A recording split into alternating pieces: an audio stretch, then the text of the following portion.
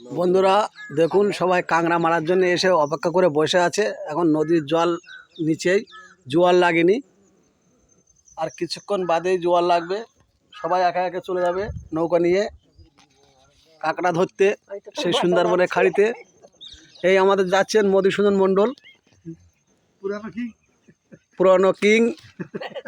30 থেকে 45 বছর কিন্তু এই জঙ্গল করছে, মাছ কাঁকড়া ধরে জীবিকা জীবন বাহ করে। আর ওই আছেন বাবলু মণ্ডল, বরকন দাস, বাবলু বরকন দাস। 50 বছর এই সুন্দরবন জঙ্গলে মাছ কাঁকড়া ধরে জীবন জীবিকা চালায়। সবাই একে একে নদীর চরে নামছে সব মাছ কাঁকড়া ধরার জন্য। হুম।